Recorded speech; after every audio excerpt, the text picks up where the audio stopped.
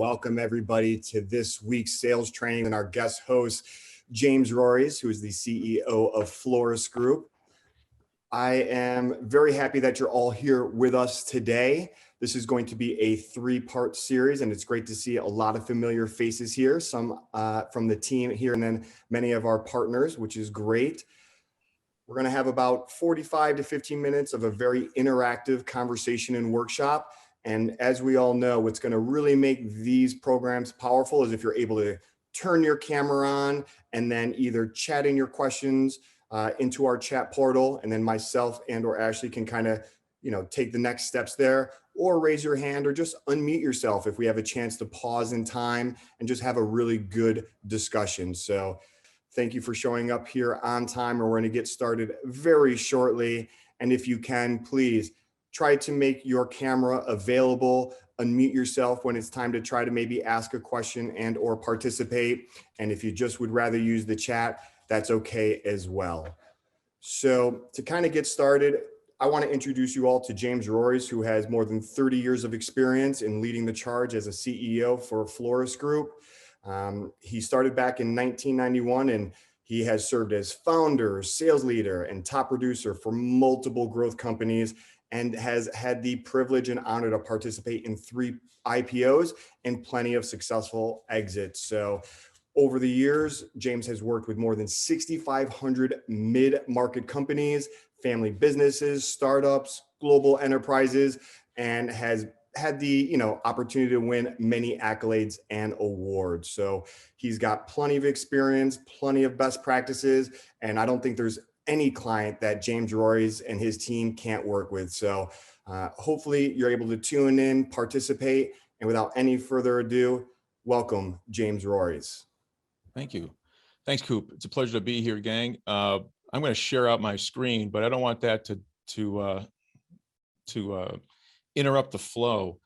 I'd love to just start the conversation by saying, look, I'm here for you, and I want you to get max value out of today.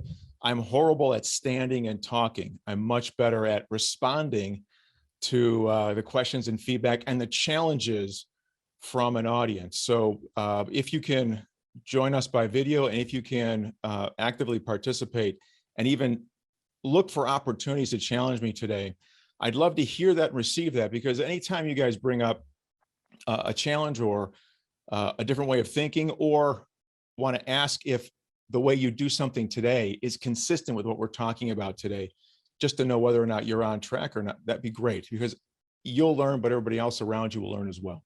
I'll learn as well. I learn a lot from doing these things, and I appreciate the interaction. As you can see from the opening slide here, even though this is our tagline, we do share this vision: accelerate revenue, multiply value. When you go through this 3-step program, you're going to experience from us a sense that we really do focus on this idea of accelerating revenue. So our approach is a systematic approach. It's a cultural approach. We think about leaders, we think about people, we think about systems and how they work together to drive that objective of accelerating growth. And we know that when we can accelerate growth, we can multiply the value of our business. So while these principles will apply to any business that has a sales team and it does lead generation in this case, we most frequently work with folks that are looking to exit their business, whether they're a venture-backed company or whether they've been in business for 20 or 30 years and just looking to take the next step in their life, maybe retire to Naples and spoil their grandkids, something like that. So that's our focus. Just to give you some perspective, Coop talked about our experience. What you're going to see today is part of a larger concept around driving a new growth curve. We think of this, the thing I want to leave you with looking at this screen, and if you guys want access to these slides, just hit up Ashley or Coop and I'll make sure that you get your hands on them. But the idea is here that too often sales organizations sell to fix, or train to fix, or hire to fix their sales organization. And the simple approach that we take is we want to think about a systems approach to making sure that we have the ideal sales engine so we can sell to fit what works best for our organization. So we don't have 5, 10, 15 salespeople all doing their own thing. They're all kind of working together in pursuit of a systematic approach that they know works. So today's training is designed to help you think about not just how to execute and drive more appointments, more of the right appointments, but how to build out a systematic approach to building your sales organization so you can sell to fit what works for your organization, get everybody on the same page, and then train to fit instead of training to fix how you sell. And then, of course, you can hire to fit that model that you know works best, because we know not every salesperson on the planet can sell anything, right? We all have our unique natural strengths. We all have our natural interests, and those things drive our competency as salespeople. So think about that systematic perspective. Today's conversation and the next and the following 2 sessions are going to be all part of our wins prospecting approach, which is part of our wins, collecting wins program. So it's all part of that systematic approach. What we're going to be doing today is talking about how to fill your sales pipeline, right? So how do you win more of the right appointments? Today we'll talk about problems solved. Next month we'll talk about buyers targeted, and then leads generated. One of the things to think about in terms of why we've set this up this way is that often we just think about who our buyers are, and we think about what we're selling, and we think about our only goal is to take what we sell and pitch it to who we know buys this stuff, right? And so that is an approach. That's I call that the club approach, right? I refer to it as carrying out a heavy stick, right? Because the only way to really make that work is by brute force, right? And you've got to make a ton of calls and talk to a ton of people to make that work. Because what you end up doing is you end up going to market just talking about yourself, assuming that people that you speak to are going to get it, take what you're talking about, apply it to a problem that they have inside their organization and say, yeah, let's have a conversation. And for some of you, that might work more often than others. There are 2 ways that we sell, right? We sell stuff that people buy already, and some of us sell stuff that people don't buy already. We have to create the need. Either way, you will get better results if you start with the problems you solve. So get rid of the what. Forget about the name of your company. Forget about the name of your products. Forget about what you do, and think about the impact that you can have. People don't buy what you do, they buy the impact of what you do. And that's really what we want to talk about today. And what's nice about this is if you've been through a kickoff with NerdWise, you know that's how NerdWise writes their emails. It's all about impact and starting with the problems that you address. And then next month, we'll talk about the buyers that you target. And then after that, how to turn those into leads that actually increase your sales velocity. Before we jump into the material, I want to set the groundwork with 3 requirements I'd like you to think about, again, to create context for you as we move forward. The first requirement for everybody here to think about is think about sales as a team sport, right? So if we have this systems perspective, I'd like you guys to think about where you fit in the system. If our objective is to ultimately get more of the right deals, can you define what the right deals are? And can you identify across the entire system how every part of that system is working together to help you deliver for your sales organization the right appointments? So when we think about a systems view, now there's lots of ways to draw this.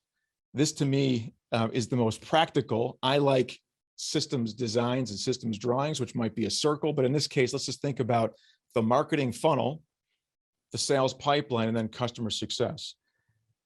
And the thing that I think is really important here is as lead generators, right? Whether you're an SDR or whether you're a salesperson who is generating leads for yourself, you're operating in that contact mode at that first pull arrow in the diagram here. And the objective for you is to think about how to identify, how to prospect and identify contacts and have them pull you actually through their buying cycle versus push, versus getting on the phone, thinking about how you can cajole or manipulate or, badger someone to say yes to a meeting, right? Because we know that the more the client is pulling you through their buying cycle, the more likely they are to keep that appointment, right? Which is the ultimate objective. And then, of course, enter the pipe as a qualified lead. So that concept of how do we get buyers to want to pull us through their buying cycle versus us pushing them through our sales cycle. The other big thing to think about here is the quality of the lead. You'll hear me talk about and reference this idea of early leads versus late leads. The idea here is, are you identifying leads that are early in the buying cycle or late in the buying cycle? Now, it turns out that the way that you approach lead generation will determine whether or not you're attractive to folks who are late in the buying cycle or early. If you attract folks that are late in the buying cycle, your odds of winning are less than 25% once you have a proposal in place. If you can identify folks early in the buying cycle, your leads triple. Your win rate triples to 75%. Now, we can be our own worst enemies in this case. So how do you know if you're attracting late leads or early leads? It goes back to my original point. The idea, if you're out there just selling what you do, the only people who are going to recognize the fact that they need what you do are people who are late in their buying cycle. And they're going to invite you into a dog and pony show. They're going to invite you to compete with other people for their business. Low return. But if you can open up a conversation with a buyer around their problem, a problem that is foremost on their mind and a priority for them at the moment that you're calling them, then you can open a dialogue about something that they haven't maybe initiated a buying cycle for. You can become that thought leader and initiate that process. Your win rate goes to 75% on average. Now, this is going to be different for every industry. I recognize that you all have different challenges, but this is a high-level general view of priority when you think about how you go to market.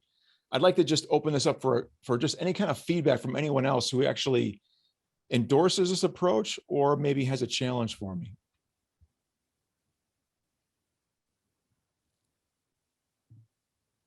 I'll try to break the ice here.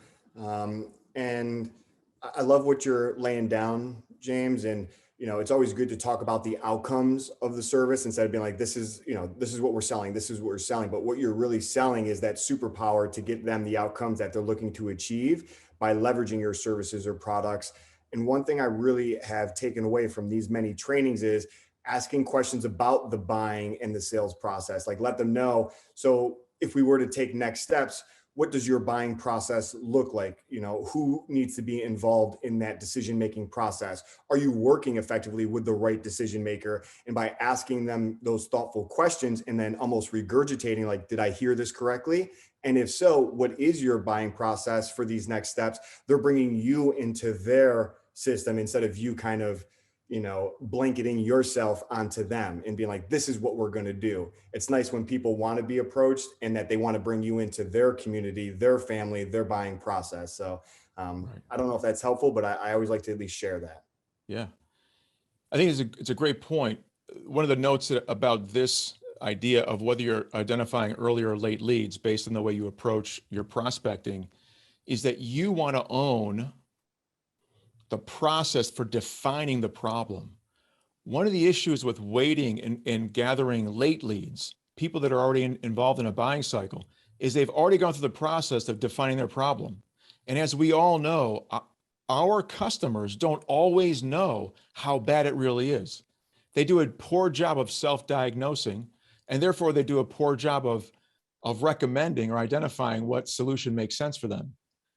We know that we have the expertise. So the more we can define that problem and take control of that problem, to your point, Michael, the more control we have over actually who's involved in the buying cycle. Think about it. There's a difference between asking somebody who's involved in making this purchase versus who is involved in solving this problem. Who would be involved in solving this problem for you? You'll bring people into the buying cycle who would normally disrupt that buying decision late, right after the proposal's written and after everybody gets a chance to look at it. There might be people blowing that up that you've never talked to before. So the more control you have over defining the problem, the more control you have over your success rate. And by the way, the more impactful your cold calling activities will be. For anyone listening in, if you have any interest in chatting and you just want to get an answer right away, just unmute and hit me up. You can interrupt at any time. So this is the first idea. Sales is a team sport. Where do you fit in the big picture? If you're struggling with using the phone and struggling with getting leads, think about where you fit in the system, and is the system set up to help you succeed? Is your marketing driving, for example, late leads or early leads? The WINS model will help you figure that out. The other thing to think about is a simple scorecard. This looks more complicated than I probably want it to look, but I'd like you guys to look at over here is just think about the fact. The reason this is simple is that we are only looking at 4 metrics. If you're thinking about how to drive success for your sales organization, simplify the process and think of just looking at these 4 metrics. We're not going to talk about this today, but I will bring this up in later sessions. Simplify that scorecard. Champions love scorecards because scorecards help us figure out what we can do better, what we can do to improve our process. This is an example of sales velocity. Sales velocity is very challenging to implement, but once you understand how to make it work for your organization, it's an invaluable tool, and we'll talk more about that in later sessions. And I'd like you to think about the third thing here. The third requirement is this idea of a predictable model. If you guys are finding yourselves kind of owning your lead generation efforts, and there's no predictable sales process around you that everyone follows, if you use different words than marketing does to describe your market, if prospect is defined differently by you than it is by other people in the sales organization or by marketing, if qualified lead means something different to you than it does to other people in the organization, those are all indications that you do not have a unifying sales process that is optimized. And the beauty of having a process like this, whatever it is that everyone in the organization can contribute to it. Now, you're not all off doing your own thing. You're leveraging the work that you do with every other member of the organization who's also contributing to optimizing this process. You'll stop making the same mistakes over and over again, and you'll actually begin to elevate your skills, and the organization will begin to elevate its ability to drive revenue. We find that when organizations can normalize around a single shared sales process that works, we can help them triple their revenues without hiring a single salesperson. And we've documented that over and over and over again. So whether we help you or somebody else does, take ownership of this idea and look at how efficient and effective you can be as an organization, and then take advantage of the upside. All right. So we've built the case now for this idea of focusing on problems that we solve versus the solutions that we deliver. And as I mentioned, we're going to be talking about, you've seen this in the outline, we're going to be talking about how to leverage this thinking to align your marketing and sales strategies. We're going to be helping you think about how this elevates your personal brand and brand differentiation. Why is this important for me? Why do I think it's important for you? There are lots of studies out there that prove this over and over again over the last 30 or 40 years. Something like 80%, as much as 80% of the reason people buy is because of the differentiation delivered by the salesperson, right? If you think about, if you're selling a product that somebody can buy from anyone else, what's going to differentiate you from all your competition? The thing that will differentiate you is the only thing your competition can't replicate. It's you. It's you as a salesperson, but you as a problem solver, you as a growth multiplier. And then, of course, we're going to talk about how to set more meaningful meetings, meaning meetings that minimize no-shows. So before I jump in, I have a question for everybody. And Coop, if somebody doesn't answer, we're gonna have to pick on them, or we can pick on Ashley because she looks like she'd know the answer. So I'd like you all to think about this and think about how you'd finish this question. People buy when? There's not going to be a wrong answer here, but I want to get some insight from you guys as to what you think the answer to that question is. People buy when?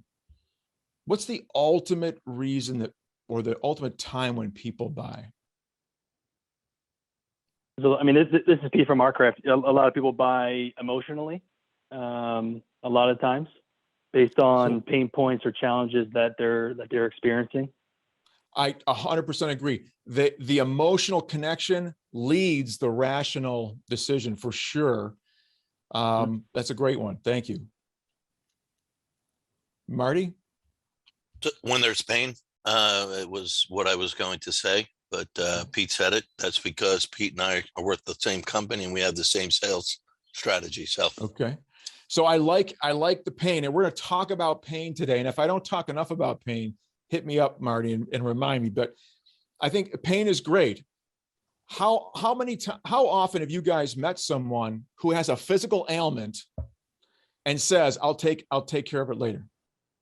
How many people do you know that have bad habits that their doctor says, look, change this habit or you will die? Or worse, you'll end up in a bed connected to a machine for the last 15 years of your life, and no one will come visit you because you just depress them, right, to no end. How many times do we see people that have pain that don't buy? So I totally agree. People buy when they have pain. What else do they need to put them over the edge? We'll talk about that today as well. So thank you, Marty. Anyone else?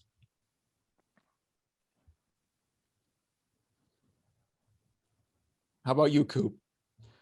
Jump in, man. People buy when? What's your experience tell you?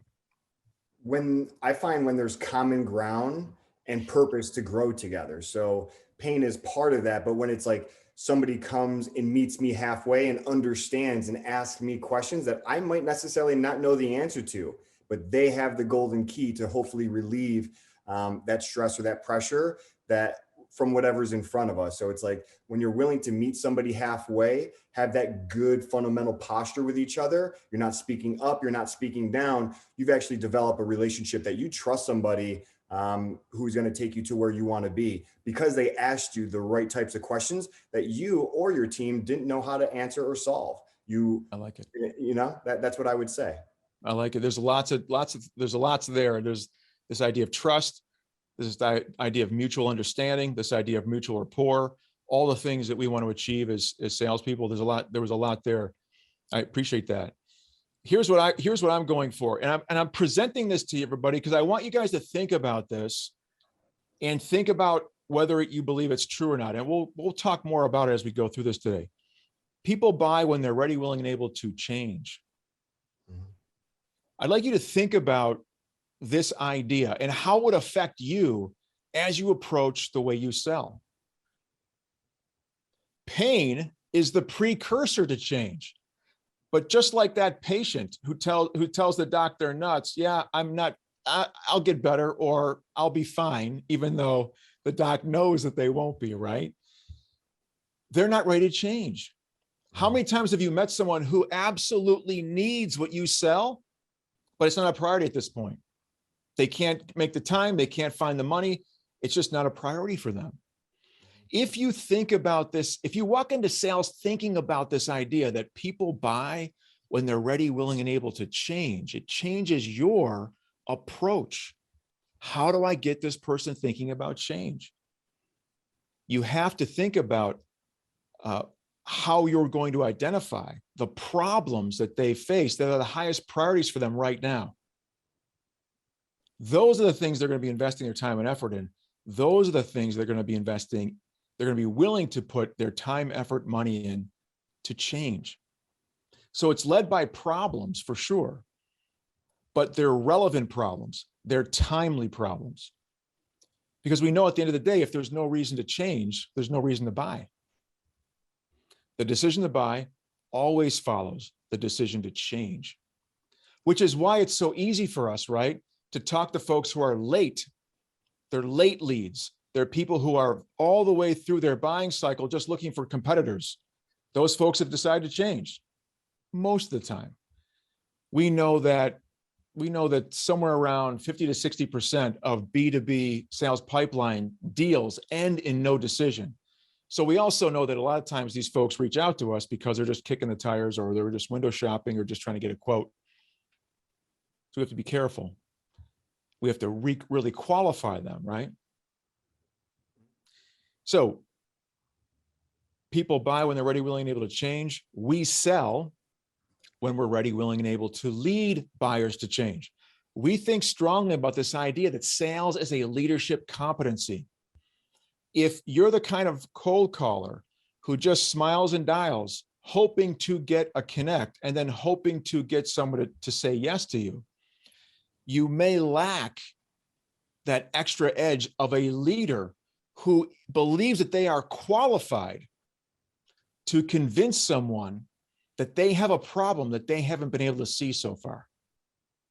Can you step into that role with your mindset? Can you understand the problems that you solve so well as an organization and believe in them so fervently, so strongly, that you're not going to let someone off the phone until they really understand the challenges they're facing, the risk that their organization is at? Now, of course, we all solve varying degrees of challenges and problems for all different types of decision makers. But this is the truth. A company does not buy a box of paper clips unless they've decided that there's a reason to change. Because I'll tell you what, it costs a lot more in time and effort to buy that box of paper clips than they're worth, right? Why would I spend the time on that? Any comments or questions about this, or anybody challenged to maybe think about how this applies to your business and what you sell?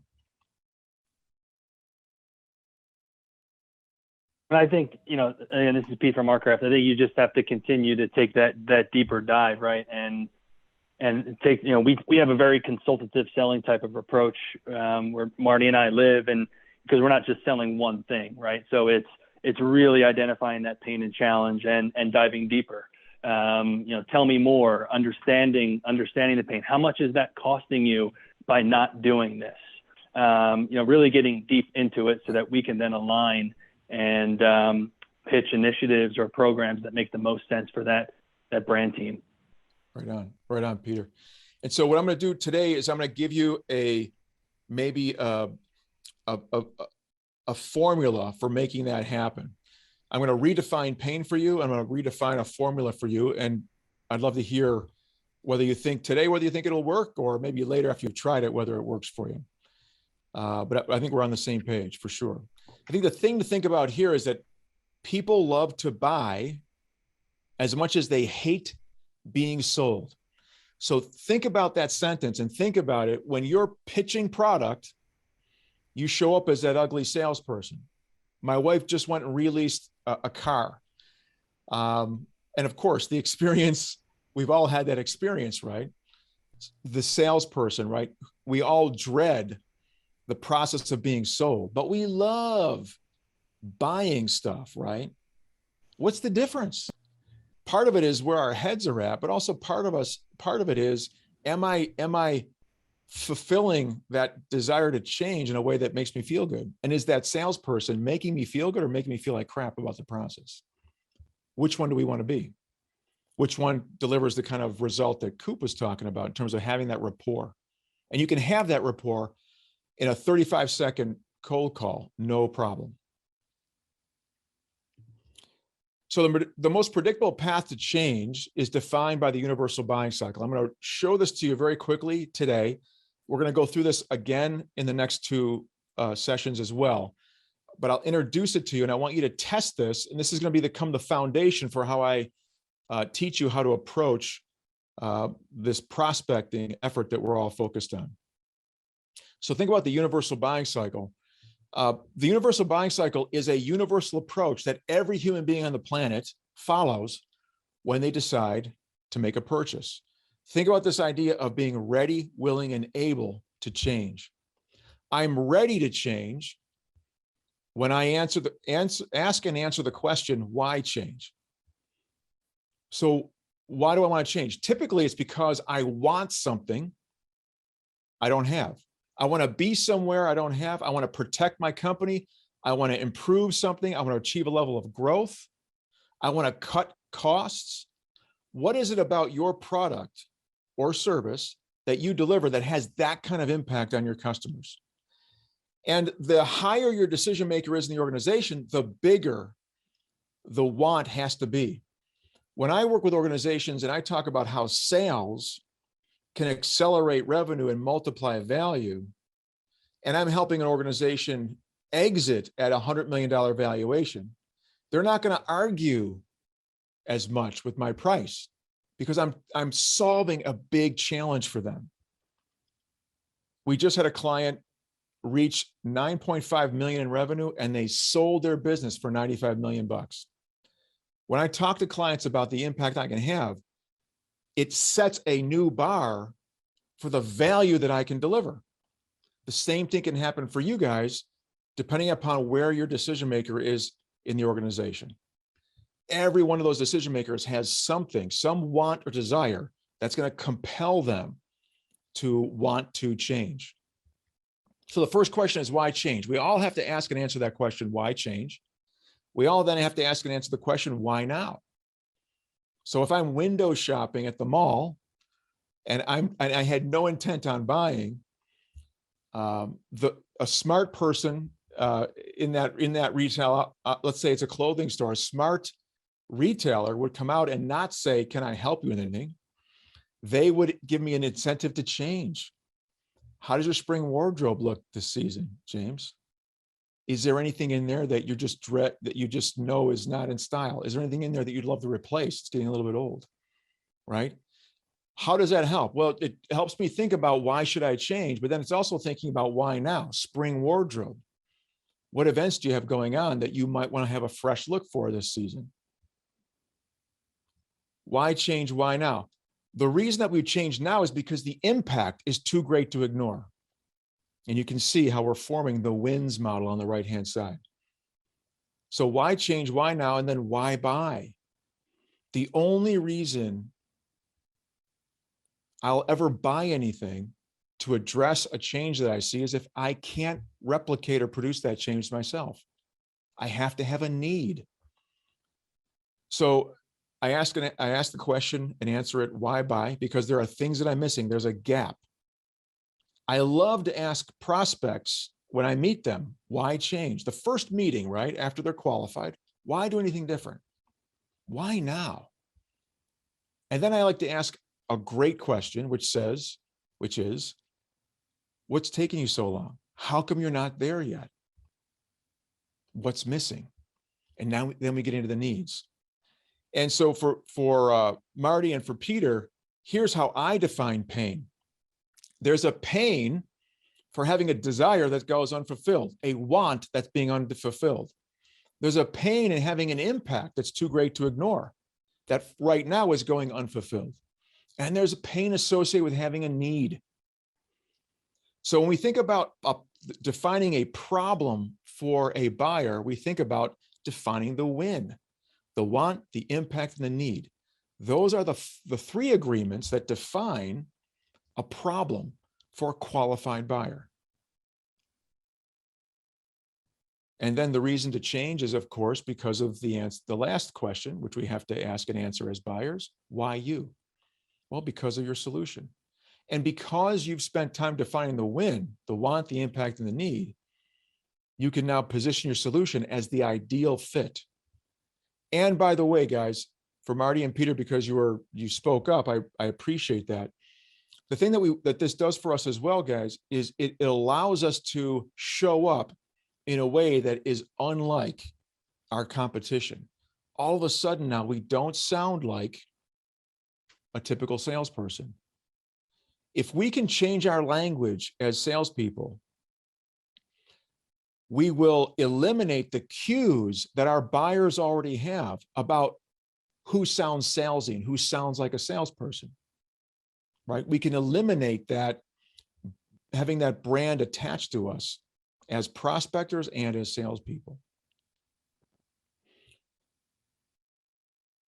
So what we end up understanding here is when we think about applying the wins model, we can leverage how successful we are at defining the win, the wants, the impacts, and needs in that order to define the real problem that the prospect has to solve. And then we can leverage that to formulate the ideal solution that the prospect will end up buying or that we'll end up recommending. Any reaction to this from anybody in the audience? Makes sense to me. Outstanding. Thank you, Peter. So somebody talked about emotion earlier. I want to draw your attention to the WINS model. I'm presenting you with a simplified version of the model. We'll get more complex as we move on together in this process. But I'd like you to think about the power of starting a conversation by focusing on wants and impacts first. Who is that about? Who's the subject of the questions around what the buyer wants and the impact of success, failure, or doing nothing? Is it about me as a salesperson, or am I focusing the spotlight on the customer?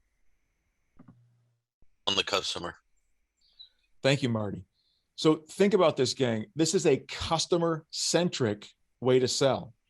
And the first thing that we're doing here, gang, is we are defining or calculating the buyer's definition of value. What do I want? I want to exit by the time my business by the time I'm 60 years old. What's the impact of success? I get to move to Naples and spoil my grandkids for 20 years and play golf 3 days a week. So I want is a big emotional desire. The impact is just so great to think about. So all of a sudden, I'm not just a salesperson. I'm the person who can deliver that dream to that CEO. Am I manipulating the CEO? Not at all. I'm just putting a spotlight on exactly what I do. This is the value I deliver.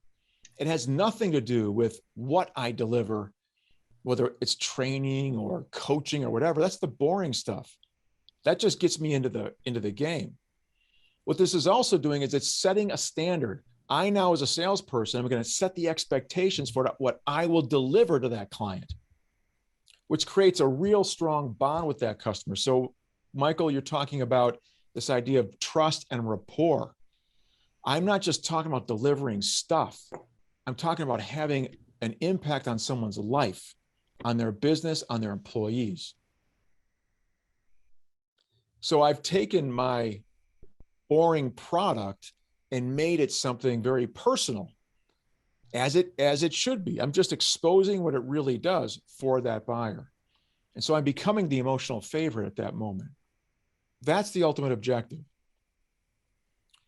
And then when it's appropriate, after I've established value, I now understand what kind of impact I can have on this organization. Now I can talk about needs and solutions second, because needs and solutions creates the price. If you guys start your conversations talking about needs and solutions first, and you don't talk about value, wants, and impacts, what are you doing?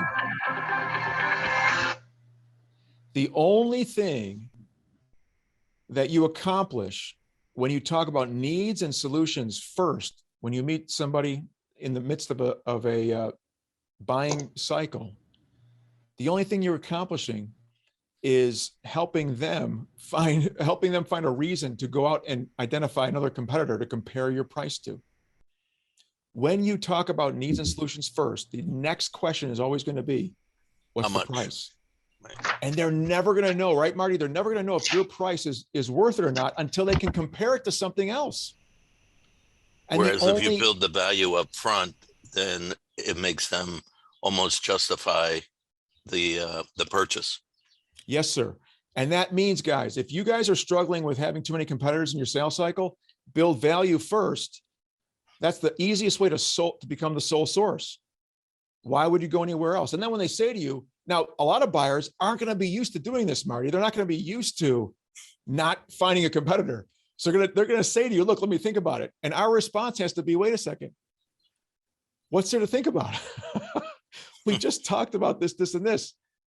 Are you sure it's worth wasting the time to do that? And by the way, what are the odds you're going to meet somebody who can walk you through the process the way that I did? You don't have to hard sell it here. What you're doing is you're breaking the buyer out of their habits, which is to, let's go find 3 other bids. Good. You know what? If you can't get them to not do that, no problem. No other salesperson that they have a chance to talk to is going to walk them through the process. So what you've done is you set the standard that your competition won't be able to hit. So this is the value of getting good at this approach. Now, the first time you try it, may be a challenge, but don't give up.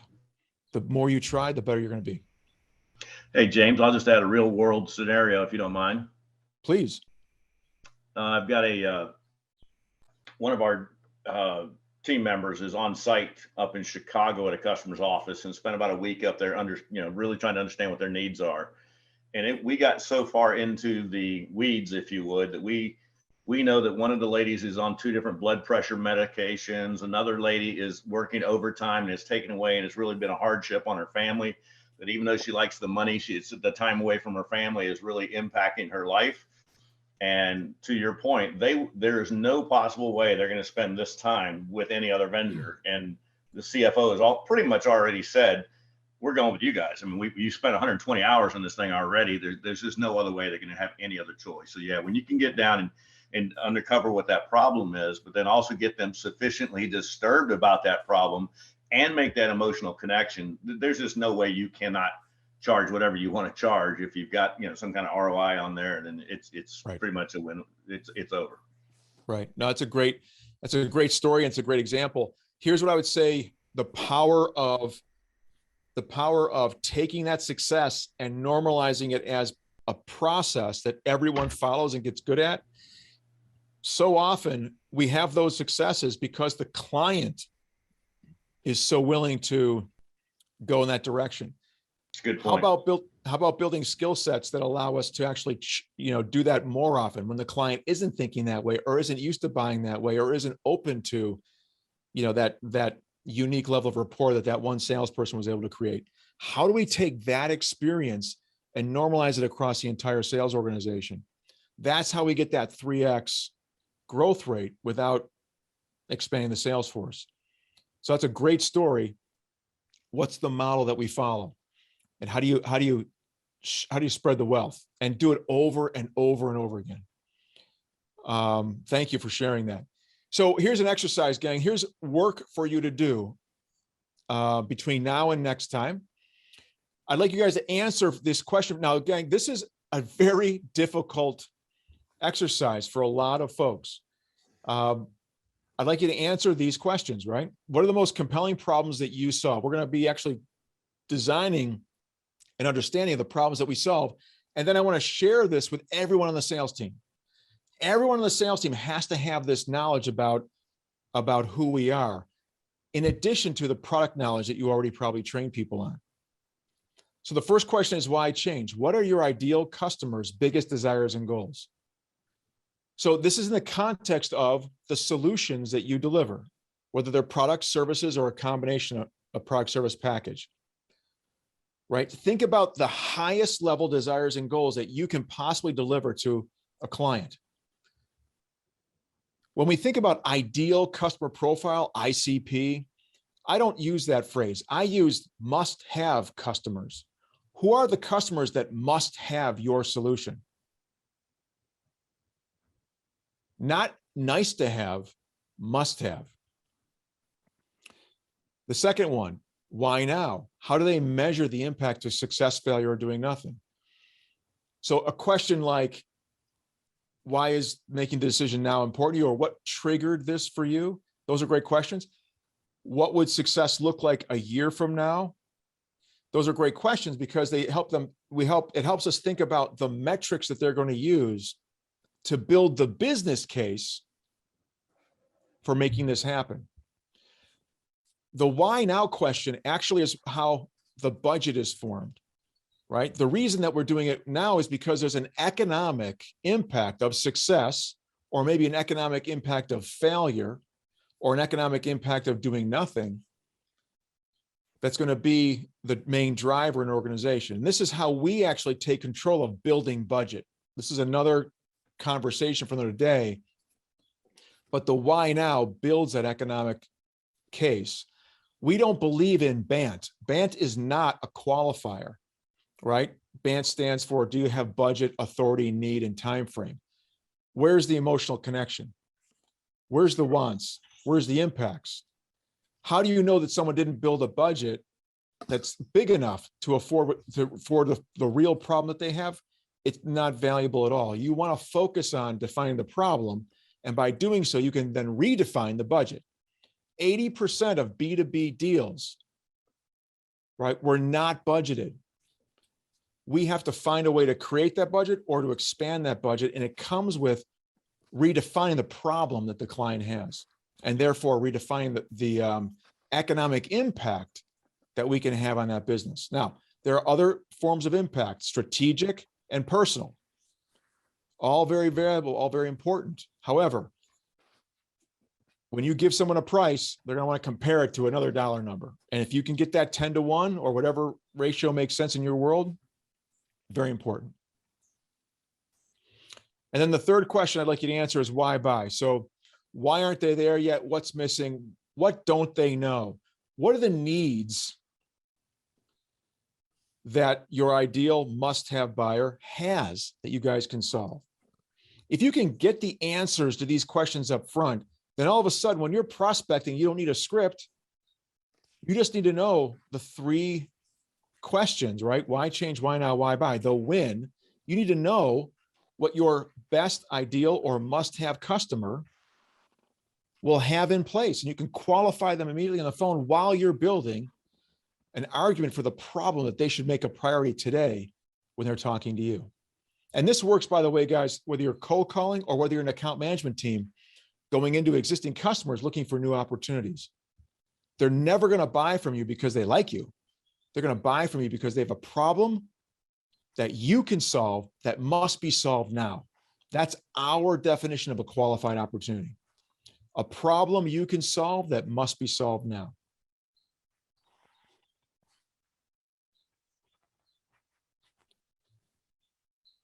As I continue, I'm going to walk through an example script, opening script that we use. So I'll get down to some brass tacks, but before I do, are there any comments or questions? The goal for me is to help you apply this to your world. So if you see a disconnect, hit me up. Okay, let's jump in. I want to make sure we get you off the phone ahead of time so you can make your next appointment without rushing. So how does this work in reality? So here's an interesting script. Hello, Sarah. We haven't spoken before, but may I have 35 seconds to tell you why I called today? So, gang, I know you guys all have your own ways of opening up calls. I'd like to admit that we've never talked before. Can you give me 35 seconds to tell you why I took the time to make a call to you today? Right? Most of the time I'm going to get a yeah, no problem. Or yeah, I can really only afford 35 seconds. And so now I go into my conversation, right? I've been speaking with a lot of executives recently who are focused on growth,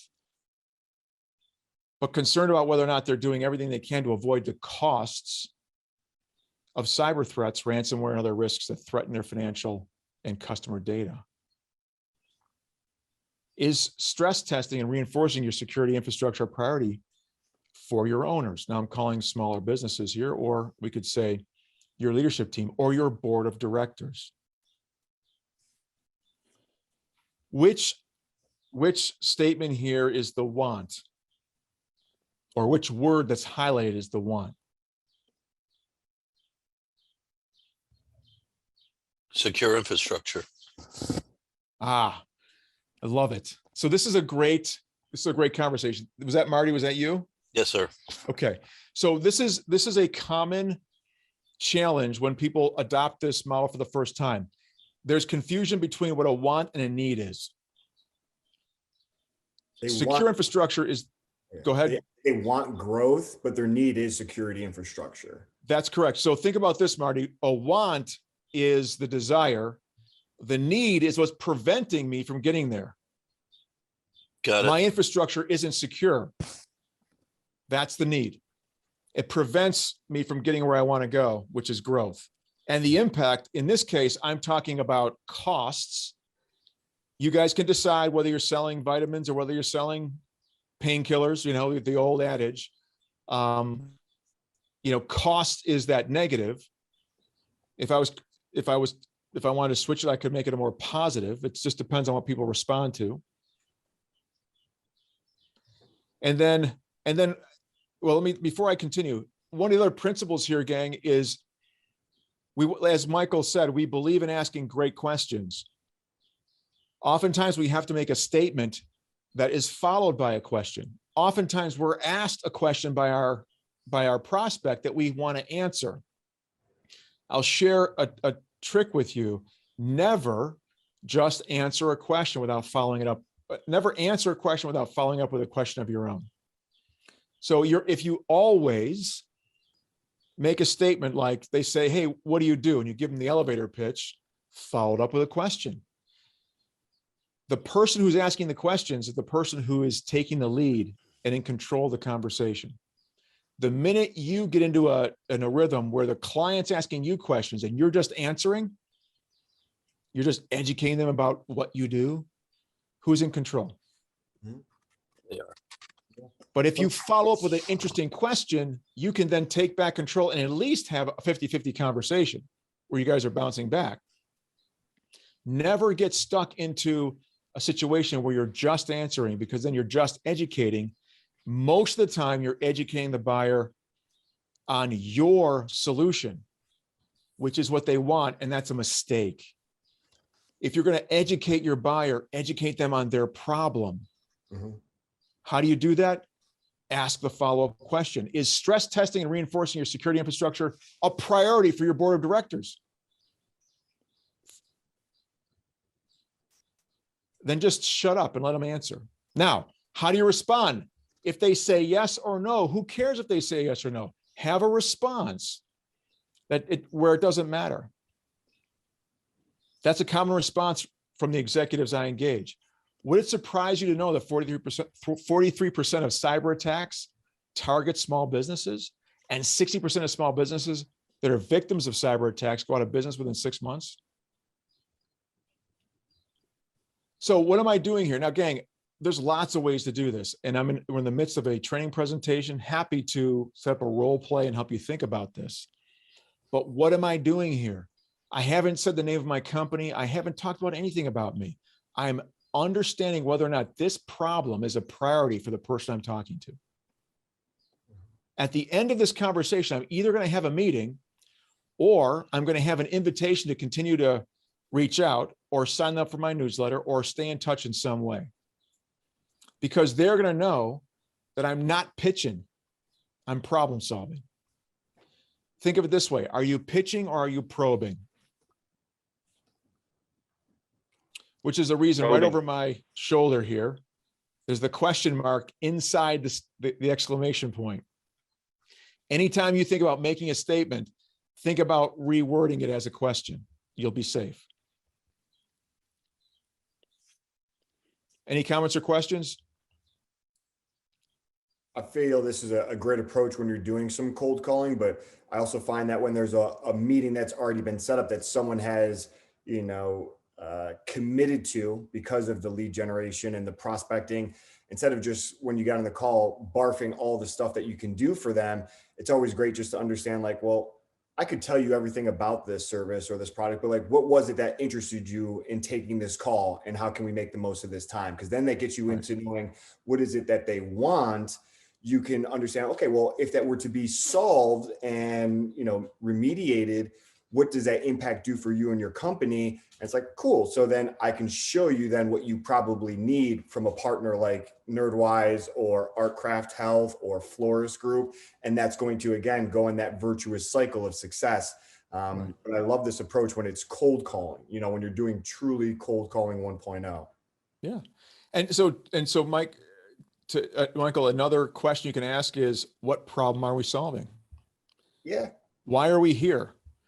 Mm-hmm. Right. Even though you have the agenda set up before the meeting, you know why you're going to, what you're going to be talking about, who's in the room. You can ask the question, so what problem are we here to solve? Man, you'll blow their minds. It puts them on the stage and then allows you to get all kinds of new unscripted information and insights into really what's going on. So you can be most helpful. Yeah. So gang, what I'd like to do is I'd like to strongly recommend you take on this homework, think about how you would answer these 4 questions. If you want access to the slides, hit up Michael and we'll get those to you.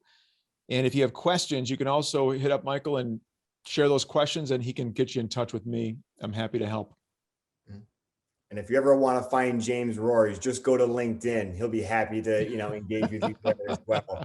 And I know this is going to be the first of, a 3-part series. So I hope that you and all of your team members are able to join, the ones that are coming up here. And I really hope that you all took something very powerful and valuable away from here.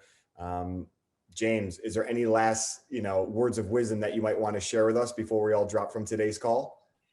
No, I other than to say that, look, we are all beginners, we are all pros, and we are all masters at various stages in time in our career, our sales career, right? I've been doing this for 30 years. I'm still learning. So don't let the fact that something's uncomfortable or that you haven't perfected it the first time you try to get in your way. Accept this fact that you're going to have to learn the right notes or learn the notes as a beginner, then learn to play the right notes as a pro. And then as you become a master at this, you'll learn that there are no wrong notes, right? You'll learn that you'll have such a comfort level in leveraging this system. It'll just come very naturally and you'll be able to perform at a high level all the time. So don't get discouraged, embrace it, lean in, and hit me up if you have any questions. I love it. Thank you all very much for joining us. That's been a very impactful 60 minutes. If you want the recording or need the slides, reach out to myself or Ashley at Team. And we very much look forward to our next session with you, James.